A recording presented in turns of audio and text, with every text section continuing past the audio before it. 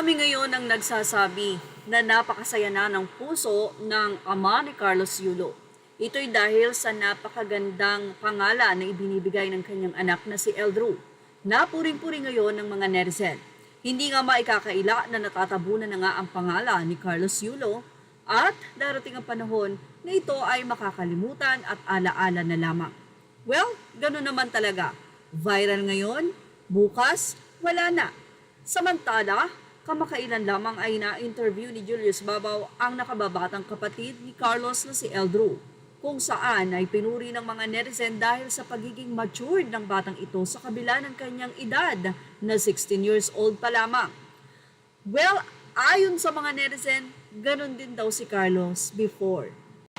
Mapagmahal na anak si Carlos, sa kabila ng lahat pagod, inip, ito'y kanyang tiniis like ngayon ng kanyang kapatid na si Eldrew.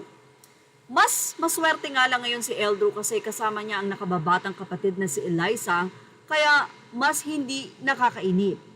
Pero dahil sa nangyari sa kanyang kuya at sa kanyang ina na si Mrs. Angelica Pocos Yulo, ay tila nagbigay na nga ito ng precaution. Ibig sabihin, may babala na para kay Eldrew na hindi niya gagawin sa kanyang mga magulang ang ginawa ng kanyang kuya Carlos, na kung saan ay ipinagpalit ang mga magulang at nakita ang mga kasalanan nito dahil sa pag-ibig. Ayon sa mga netizen, makakatagpo rin si Eldrew someday ng kanyang mamahalin. Pero dalangin ng mga ito na makatagpo ito ng babae na pagbubuklo din ng pamilya ang magiging sanhi ng pagmamahal at hindi pagkakaalit.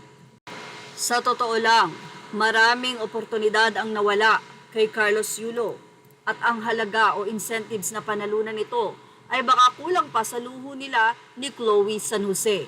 Kaya naman payo ng mga netizen, ayusin ang finances dahil baka isang araw, babalik siya sa magulang niya at itong si Eldrew Yulo ang tutulong sa kanya. Huwag nating baliwalain ang lahat ng sitwasyon dahil ang paglapastangan sa magulang, hindi mo alam, babalik at babalik sa iyo yan. Hindi man ngayon, pagdating ng panahon. Kaya naman say ng mga netizen, hanggat maaga pa Carlos, mahalin mo ang magulang mo dahil walang pagsisisi na laging nasa una, kundi laging nasa huli. Hindi na maibabalik ang oras na nawala. Well, yan ang ating Showbiz Now update. Images are all credit to the rightful owners. Thank you for watching Showbiz Now.